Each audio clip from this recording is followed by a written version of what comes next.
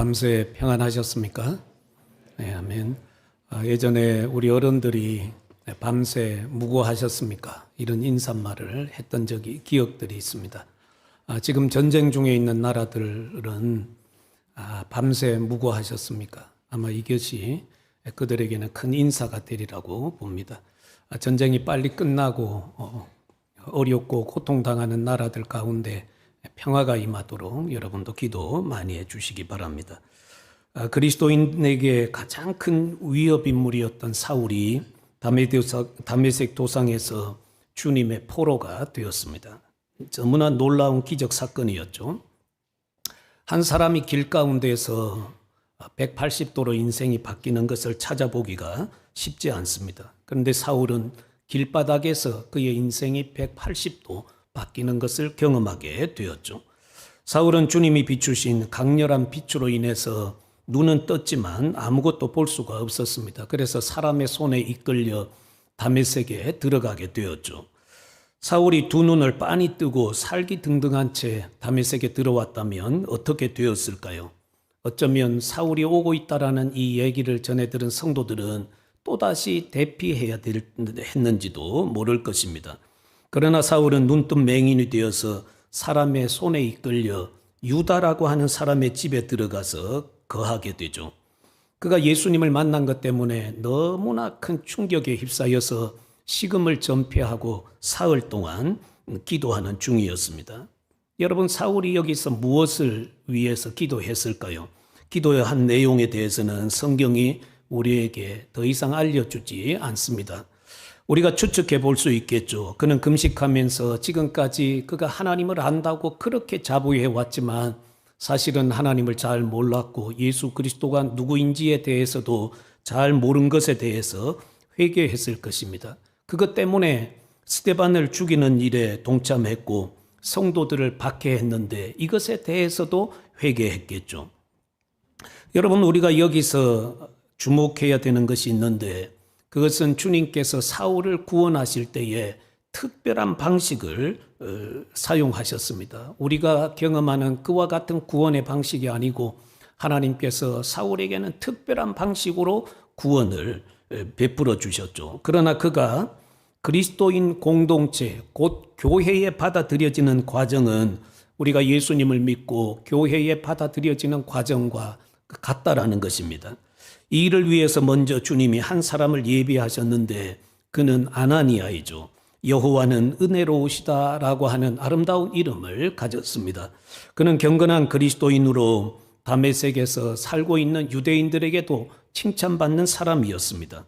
이 아나니아는 다메섹에 있는 그리스도인의 공동체, 우리식으로 표현한다면 교회의 지도자였을 것으로 추측하고 있죠. 사울이 예수님을 만나지 않은 채 다메섹에 왔다면 아나니아와 같은 신실한 그리스도인은 사울의 먹잇감이 되었을 것입니다. 그러나 신실한 일꾼 아나니아는 주님이 꺾으신 사울을 위해서 맨 첫 번째 사울을 위해서 쓰임받는 일꾼이 되었죠. 주님이 환상 중에 충성된 성도 아나니아에게 나타나셔서 말씀하셨습니다. 그 주님은 다메섹 도상에서 사울을 꺾으신 동일한 주님이시죠. 주님이 아나니아야 하고 부르십니다. 그가 대답합니다. 주님, 내가 여기 있습니다. 주님이 말씀하시죠. 일어나서 저기 직선으로 된 거리에 가라. 거기 가면 유다의 집이 있는데 거기에 들어가서 다소 사람 사울을 찾아라. 그가 지금 기도하고 있는 중이다. 우리가 이것을 보면 놀라움을 금할 수가 없습니다. 그것은 우리 주님께서 모든 사람에 대한 정보를 다 가지고 계신다는 거예요. 사울이 누구의 집에 들어갔는지 주님이 다 알고 계십니다. 유다라는 사람 집에 들어가서 지금 기도하고 있다. 그거 다 알고 계세요. 하나님은 오늘 우리의 모든 움직임도 다 아십니다. 단지 말씀을 하지 않을 뿐이죠. 그래서인지 모르지만 우리는 때로 마치 하나님이 나를 모르고 계시는 것처럼 살아갈 때가 있습니다. 그러나 여러분 잊지 마십시오. 하나님은 우리의 일거수일투족 하나도 놓치지 않고 다 살피고 계십니다. 어떤 일로 인해서 주님이 저와 여러분을 추적하기 시작한다면 그 누구도 주님의 손을 피할 길이 없습니다. 어떤 사람을 주님이 추적하시면서 한 인생을 회개시킬 때 하나님께서 이런 일도 행하십니다. 너 과거를 한번 돌아봐봐. 그러면서 영화 필름 돌리듯이 내가 기억하지도 못하고 있었던 일까지도 영화를 보여주듯이 다 보여주세요. 아니 어떻게 주님이 이것을 기억하셨지? 이걸 과연 주님 알고 계셨을까? 어떻게 주님이 이것을 아셨지? 주님께 누군가가 나의 정보를 제공했는가? 그렇지 않아요. 우리 주님은 모든 것 다 아십니다. 그래서 우리 주님이 한 사람을 추적하시면 그 주님 앞에서 도망칠 사람이 없다라는 것을 우리는 볼 수가 있습니다. 여러분, 세상은 나에 대한 정보를 가지고 있지 않아도 주님은 모든 정보를 다 가지고 계세요. 다음 성경을 같이 한번 읽어볼까요? 시편 139편 1절부터 4절까지 같이 읽습니다. 시작. 여호와여,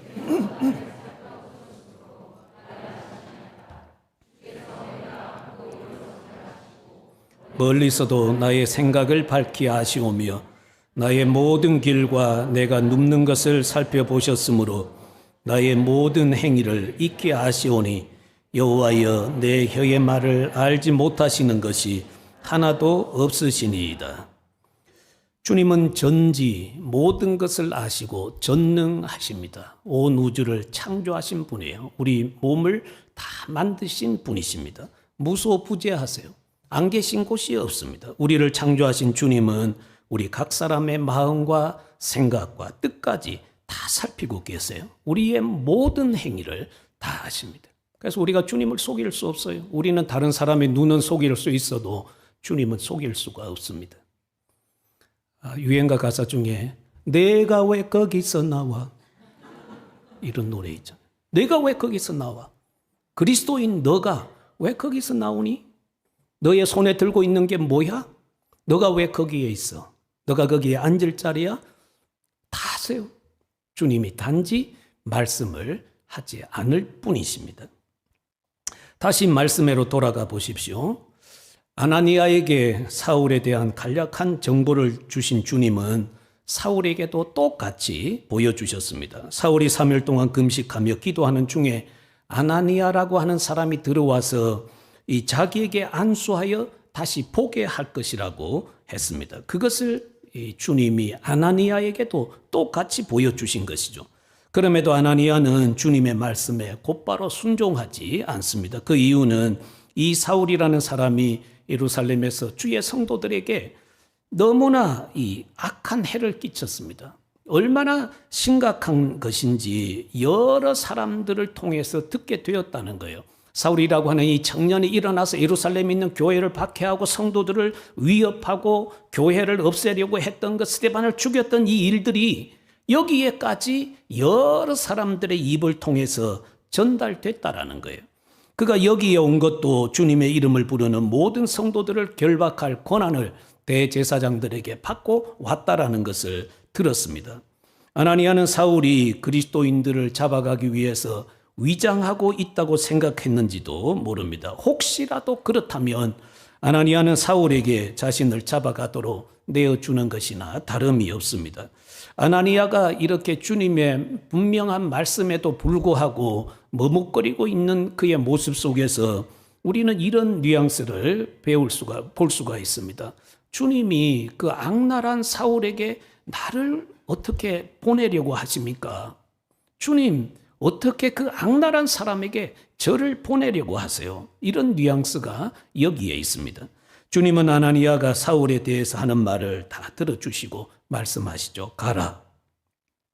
이 사람은 내 이름을 이방인과 임금들과 이스라엘 자손들에게 전하기 위해서 택한 나의 그릇이라. 그가 내 이름을 위하여 얼마나 고난을 많이 받아야 할지를 내가 그에게 보일 거야. 예수님이 말씀해 주세요. 이 말씀에는 그 누구도 거역할 수 없는 하나님의 절대적 주권이 담겨 있습니다. 우리 주님은 사울을 택하시고 그를 불러 사도로 임명하시고 그에게 복음을 계시해 주실 때에 한마디도 사울이라고 하는 이 청년과 상의하지 않았습니다. 하나님의 절대적 주권으로 그를 거꾸러뜨리고 그를 사도로 임명해 주셨고 그에게 복음을 계시해 주셔서 다른 사도들처럼 예수님을 통해서 이 땅에 계실 때 배운 것이 아니고 주님이 천상에 계신 주님이 나타나셔서 그에게 계시를 해 주신 것이죠. 주님은 이 사울을 내가 쓸 도구야, 내가 쓸 그릇이야 이렇게 택했다라는 것입니다. 그래서 사울은 나중에 이제 고린도 교회 얘기할 때에 부활에 대해서 얘기하면서 이런 얘기를 했습니다. 나는 만삭되지 못하여 난 자 같은 사도다. 이 말은 이 사도 바울이 팔싹동이로 태어났다라는 말이 아니고 그가 다른 사도들에 비유했을 때 사도들은 예수님을 통해서 이 땅에서 부름받고 예수님과 함께 3년 동안 같이 배우고 예수님의 죽음과 부활을 직접 목격하면서 이 정상적인 과정을 통해 사도가 됐는데 나는 그 과정이 없어요. 그래서 나는 팔싹동이 같이 사도로 임명받았지만 그 과정이 없습니다. 그래서 내가 사도라는 걸 두고 볼 때 나는 팔싹동이 같아요. 이렇게 고백을 했던 것이죠. 그렇지만 그는 예수님을 통해서 정확한 복음을 계시를 받았습니다. 사울은 이제 주님을 전하는 증인으로서 이방인들과 임금들과 유대인들에게 복음을 전하러 갈 것입니다. 그리고 이 사람은 앞으로 주의 복음을 멀리 확장시키는 주님의 도구가 되겠죠. 그러나 쓰임받는 삶은 편안하지 않습니다. 사도로서 복음을 전하는 그 일은 안락한 가운데서 이루어지는 일이 아니죠. 복음을 전하는 이 일은 너무너무 힘겹고 어려운 사역이었습니다. 주님은 이것에 대해서도 말씀을 해 주셨습니다. 너가 고난도 많이 받을 거야. 이제 아나니아가 주님의 말씀에 순종하며 가죠. 그는 유다의 집에 들어가서 사울에게 손을 얹고 형제 사울아 이렇게 부르게 됩니다. 여러분 이 사울이라고 하는 사람이 그리스도인을 통해서 맨 처음 들었던 첫 마디가 바로 형제여 이 말이에요. 형제여.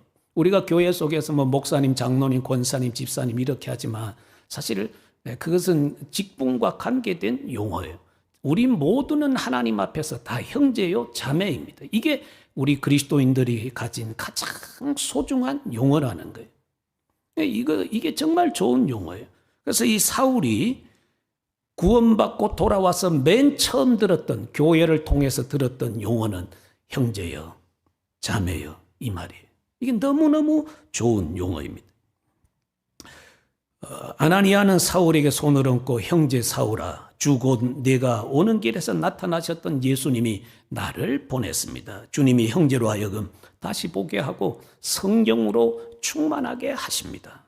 이 말이 떨어지기가 무섭게 즉시 사울의 눈에서 비늘 같은 것이 벗어지고 그가 성령으로 충만하게 되었습니다. 여러분 이제 그는 세례를 받고 음식을 먹고 강건해졌죠. 그리고 그는 성령으로 충만한 그리스도인으로 서게 되었습니다. 여러분 얼마나 기뻤을까요? 사울이 성령으로 충만해졌을 때 얻은 이 기쁨은 그가 지금까지 한 번도 경험해 보지 못한 것입니다. 그가 율법의 전통에 매여 있을 때 그의 마음에는 살기가 가득한 이런 도끼만 끌어올랐죠. 그가 가진 율법의 잣대는 서슬이 시퍼런 칼날과 같아서 어떻게 이것으로 잘 측량해서 그리스도인들을 잡아 죽일까 이거 고민했습니다. 그러나 이제 그는 그리스도 안에서 비로소 진정한 하늘의 기쁨을 맛보게 되었습니다. 사울은 변화 후에 다메섹에 있는 그리스도의 공동체 곧 교회와 함께 며칠을 머물게 되었죠. 성도들과 며칠을 머물렀다고 했습니다. 사울은 하나님의 주권적 은혜로 구원을 받았지만 그가 그리스도인 공동체에 받아들여질 때는 세례와 회개를 통해서 회개와 세례를 통해서였음을 알 수 있습니다. 누가는 사울이 예수님을 만난 후에 어떻게 바뀌었는지 우리에게 알려주는데 사울이라고 하는 이 청년은 예수님을 만나고 그의 뼛속까지 새롭게 되었죠. 그는 다메섹에 있는 성도들과 며칠 보낸 후에 곧바로 즉시 해당에 가서 그리스도가 바로 예수님이라는 것, 예수님이 그리스도라는 것, 그분이 하나님의 아들이시라는 걸 전파했습니다. 여러분 그가 들어간 해당은 바로 그리스도인들을 잡아내려고 했던 그곳이었죠. 그가 거기에 들어가서 이제는 예수 그리스도가 하나님의 아들이시고 그분이 진짜 주님이시라는 걸 증언하게 되었습니다. 여러분 이제 사도 이 사울에게 있어서 구약은 예수 그리스도 안에서 새롭게 해석이 되었습니다. 하나님의 저주를 받아 나무에 달려 죽은 줄 알았던 그 예수가 바로 나의 죄를 위해서 저주받아 죽었다라는 것을 그는 새롭게 해석을 하게 되었죠. 그분은 하나님의 아들로서 바로 우리의 죄를 위해서 십자가에 죽으셨다라는 것을 알게 되었습니다. 갈라디아서 3장 13절이 그 말씀이에요. 그리스도께서 우리를 위하여 저주를 받은 바 되사 율법의 저주에서 우리를 속량하셨으니 기록된 바 나무에 달린 자마다 저주 아래 있는 자라 하였습니다. 이 나무에 달린 자, 하나님의 저주를 받아 십자가에 달려 죽은 예수, 하나님 모독하다가 스스로 그 저주로 인해 죽은 줄 알았는데 그게 아니었다라는 거예요. 예수가 저주받아 죽은 것은 분명하되 그 저주는 자기가 하나님 모독하다가 저주받은 게 아니고 내가 받아야 할 저주를 대신 십자가에서 짊어지고 저주받아 죽었다고 하는 이 사실을 분명하게 똑똑하게 깨닫게 된 것입니다. 그래서 교회에게 이걸 분명하게 말씀해 주셨어요. 예수님이 죽은 것은 그가 하나님 모독하다 신성 모독죄로 죽은 게 아니고 저와 여러분이 율법의 저주, 우리가 범한 죄의 저주를 짊어지고 우리가 마땅히 죽어야 하는데 예수님이 대신 죽었습니다. 그래서 그분이 우리를 위하여 죽으심으로 우리가 의롭게 되었습니다. 이 사실을 그는 당당하게 선포하게 되었습니다. 사울이 회당에 와서 예수 그리스도가 하나님의 아들이심을 선포하자 그 회당에서 듣던 사람들이 당혹감을 감추지 못했죠. 그들은 아마 이런 생각을 하고 있었을 거예요. 우리의 생애에 가말리엘의 그 학파를 이끌어갈 차기 주자인 이 사울이라고 하는 청년을 통해서 율법을 해석하는 것을 들을 수 있다니 정말 영광이야. 이 사람은 장차 이 바리새파를 이끌고 갈 사람이 아닌가, 지도자가 아닌가. 이 사람이 우리가 살고 있는 다메섹까지 와서 율법을 해석해 준다면 우리에게는 무한한 영광이 아닌가, 이런 생각을 했을 거예요. 여러분, 이 자리에 저가 아니고 세계적으로 이름만 되면 유명한 분이 에드먼턴에 와서 여러분을 앉혀두고 여러분 앞에서 설교했다면 여러분 마음속에는 이런 자부심이 있을지 몰라요. 그분이 다른 곳도 아닌 에드먼턴에 오셔서 우리를 앉혀놓고 우리에게 설교했어. 그분은 세계적으로 유명한 분이 아닌가. 여러분 안에도 이런 자부심이 있겠죠. 저 같은 저기 어디 산골 출신의 이름도 모르는 사람이 아니라 그런 분이 와서 했다면 여러분 안에도 이런 자부심이 있을 거예요. 예전에 총회장이라는 분이 오셔서 설교하고 갔어요. 우리가 그분 앞에 설교 들었거든요. 자부심이 있잖아요. 별로 소중하지도 않는 자부심이지만 그런 자부심이 있을 수 있어요. 사울이라고 하는 이 청년이 다메섹에 와서 자기들의 해당에서 율법을 강론한다? 생전에 있을까 말까 한 일일 것입니다. 굉장히 소중하게 여길 거예요. 그런데 그가 와서 지금 어떤 일을 했습니까? 예수 그리스도가 하나님의 아들이라고 선포를 한 것입니다. 그들이 놀라서 당혹감을 감추지 못했다고 했는데 21절에 보면 이 사람이 예루살렘에서 이 이름을 부르는 사람을 멸하려던 자가 아니냐. 여기 온 것도 그들을 결박하여 제 제사장들에게 끌어가려고 함이 아니냐. 저자가 온 것이 지금 저거 얘기하려고 온 것이 아니고 여기서 율법 해석하고 말하면서 예수쟁이들 발견되면 그들 잡아 결박하고 끌어가려고 왔는데 지금 어떻게 된 일이냐는 거예요. 전혀 예상치 못한 일이 이 회당에 일어난 것입니다. 어쩌면 이들은 이런 생각을 했는지도 모르겠어요. 이 사람에게 도대체 무슨 일이 일어난 것이냐. 이 사람이 미치지 않았다면 어떻게 우리 앞에서 감히 예수가 하나님의 아들이라고 그가 그리스도라고 말할 수 있는가. 저자가 미치지 않았는가. 이런 생각을 했을 것입니다. 사울이 다메섹 도상에서 부활하신 예수님을 만난 후에 대중 앞에서 처음 한 일이 바로 예수님이 그리스도라고 증언한 것이죠. 사울은 다메섹에서 여러 날을 머물렀습니다. 여기서 여러 날은 얼마나 될까요? 우리가 성경의 이곳저곳을 찾아보면 약 3년 정도가 됩니다. 다메섹에서 회심하고 회당에서 그리스도를 증언한 후에 사울은 아라비아로 가서 거기서 복음을 전하다가 다시 이 다메섹 성으로 돌아와서 거기에 머물다가 이제 그곳을 떠나게 되는데 그 기간이 3년이라는 것을 알 수가 있습니다. 갈라디아서 1장 15절부터 19절까지 같이 읽습니다. 그러나 내 어머니의 태로부터 나를 택정하시고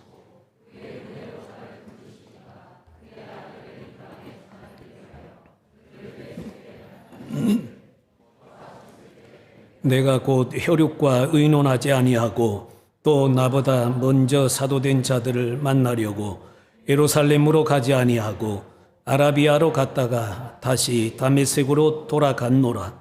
그 후 3년 만에 내가 게바를 방문하려고 예루살렘에 올라가서 그와 함께 15일을 머무는 동안 주의 형제 야고보 외에 다른 사도들을 보지 못하였노라.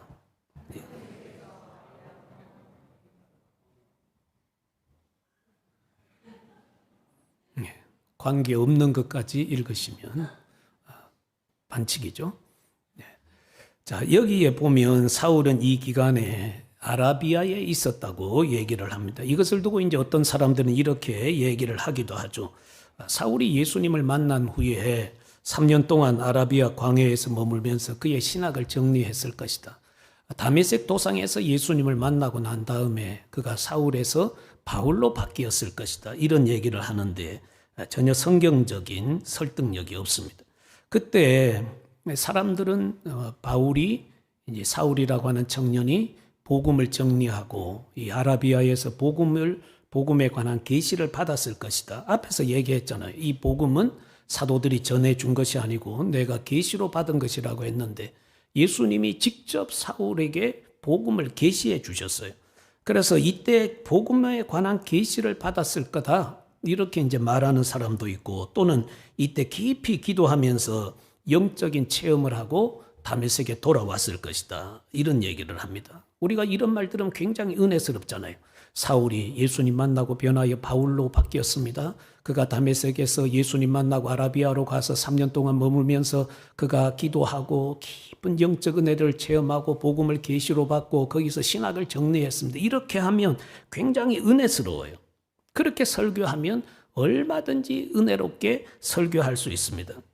그런데 여러분 성령 충만을 주신 목표가 그 목적이 있어요. 초대교회에 오순절에 처음 성령이 내려오셨을 때에 사도들이 성령으로 충만해졌습니다. 뭐 했죠? 곧바로 달려나가서 예수 그리스도가 주 되심을 선포했습니다. 성령 충만한 사람치고 가만히 엉덩이 깔고 눌러앉아서 기도만 하고 있었던 사람들 없어요. 달려나가서 예수 그리스도가 주 되심을 선포했습니다.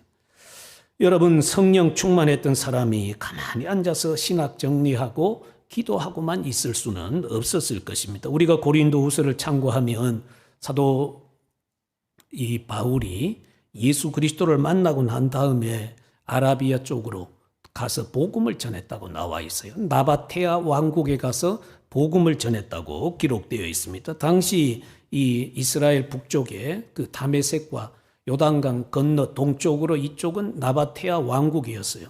이 아레다 왕이라고 하는 사람이 나바테아 왕국을 지배하고 있었는데 사울이 거기에 가서 복음을 전했다고 했습니다.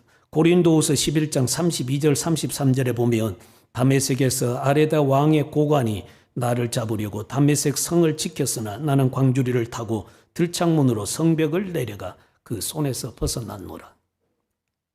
사울이 다시 다메섹에 돌아와서 유대인들의 해당에 또 들어갔습니다. 그리고 그가 거기서 예수 그리스도가 하나님의 아들이라고 선포를 했습니다. 강력한 선포였죠. 그러자 유대인 공동체는 이제 이런 자를 살려두면 안 되겠다. 그래서 사울을 죽이려고 했습니다. 그걸 공모했습니다.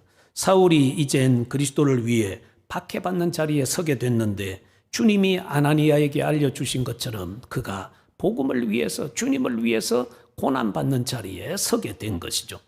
유대인들이 사울을 죽이려고 하는 악한 계획이 사울에게 알려졌습니다. 그들은 사울을 죽이기 위해서 이 성문을 지키고 있었습니다. 성문에 나가기만 하면 그를 체포해서 죽이려고 했죠. 사울이 성문으로 나가다가 잡혀 죽게 되었습니다.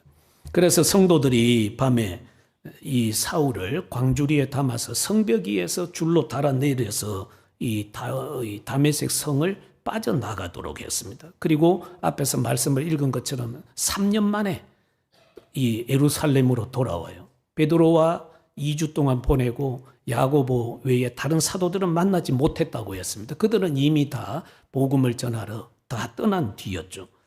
우리가 이것을 보면 사울이라고 하는 이 청년이 예수님 만나고 그가 어떤 삶을 살았는지 3년 동안의 그의 행적이 어떠했는지를 알 수가 있습니다.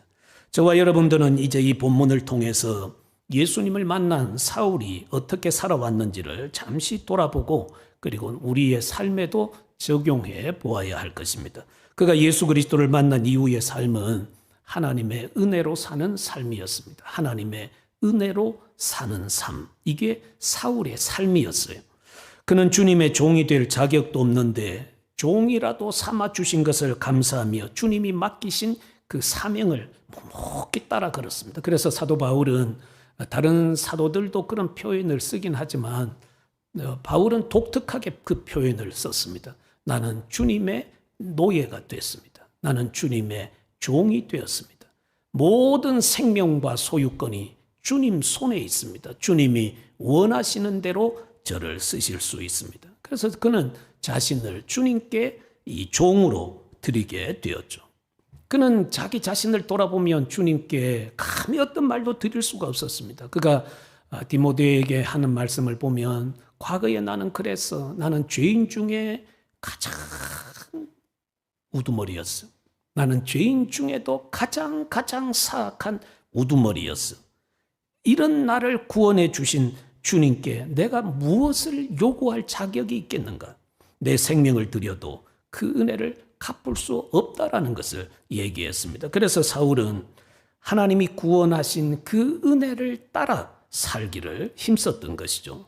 고린도전서 15장 10절에도 하나님께서 내게 베풀어 주신 은혜가 헛되지 않기 위해서 그가 최선을 다해 은혜에 보답하는 삶을 살았다라고 고백을 했습니다. 그렇다면 오늘 저와 여러분들은 우리는 구원의 은혜를 너무 많이 말하잖아요. 은혜 아니면 뭐 살 수 없다고 막 두 손 들어 찬양하고 그 찬양하면서 눈물도 흘리고 하는데 그러면 매일의 삶을 하나님의 은혜가 나를 다스리고 지배해서 정말 은혜가 나를 다스리고 있는 삶을 살고 있는가를 점검해 봐야 된다라는 거예요. 은혜가 나를 살리고 있습니까? 그걸 점검해 보자라는 거예요. 진정으로 저와 여러분들이 하나님의 은혜에 근거해서 감사하면서 살고 있습니까? 나 같은 자를 구원하셔서 그것도 부족해서 하나님이 내게 이 거룩한 직분을 맡기시고 이 직임을 감당하게 하셨는데 주님 정말 주의 은혜를 생각하면 감당할 길이 없습니다. 그런 마음으로 내게 주신 것을 생명을 막 달아질 때까지 그렇게 헌신하고 충성하기를 힘쓰고 계십니까? 아니면 은혜는 오간되었고 권리만 주장하고 있습니까? 아니 주님 저를 구원하셨으면 주님이 다 책임지셔야죠. 제게 필요한 것 다 채우시고 다 해주셔야죠. 은혜는 오간되었고 주님 앞에 이 권리만 주장하고 있습니까? 뭐 교회에서도 그럴 수 있어요. 교회에서도 주님이 우리로 하여금 다 섬기도록 은사 주시고 다 주셨는데 그거 다 뒤에다가 묻어놓고 아니 교회가 왜 이래? 교회가 왜 우리에게 해주는 게 이게 밖에 없어? 그러면서 이 권리만 주장하고 있을 가능성도 얼마든지 있다라는 거예요. 주님 앞에 여러분이 한번 서 보세요. 나는 진정으로 은혜 때문에 내 생명도 주님 앞에 다 올려드리겠습니다. 정말 주님이 원하신다면 저를 필요한데 사용해 주십시오. 뭐 좀 하자 그러면 기도해 볼게요. 주의 일을 하자고 하는데 기도가 왜 필요합니까? 순종하고 나서면 되는 거잖아요. 그렇지 않나요? 주님이 여러분 이제 그런 거예요. 주님이 여러분에게 하나님 일 좀 하시죠. 기도해 보겠습니다. 기도하면 주님이 이렇게 응답하신다고요. 너 왜 기도하고 있냐? 빨리 가서 순종하지. 그렇게 말씀하신다고요. 네. 주님이 그 형편 보고 그렇구나. 뒤로 좀 빠져 있어. 너 기도 들어줄게. 주님이 그러실 것 같아요. 선교합시다. 그곳에 제가 가야 될지 말아야 될지 기도해 보겠습니다. 주님 기도하면 가라고 하세요. 가라. 어디든지 가라. 어디든지 가서 내 이름 증거하면 거기에 죽어있는 영혼이 살아 돌아온다. 너가 살고 있는 그 동네든지 아니면 외국이든지 어디든지 가면 돼. 그게 하나님의 뜻이에요. 앉아서 하나님 뜻 찾겠습니다. 기도해 보겠습니다. 기도하면 주님이 가라고 응답하신다니까요. 가라고 하시기 전에 직접 나서는 게 은혜예요. 그게 은혜입니다. 은혜. 근데 우리는 은혜를 오용할 때가 참 많다고 저는 생각이 됩니다. 은혜를 오용할 때가 참 많아요. 얼마나 많은 은혜를 받았습니까? 얼마나 많은 은혜.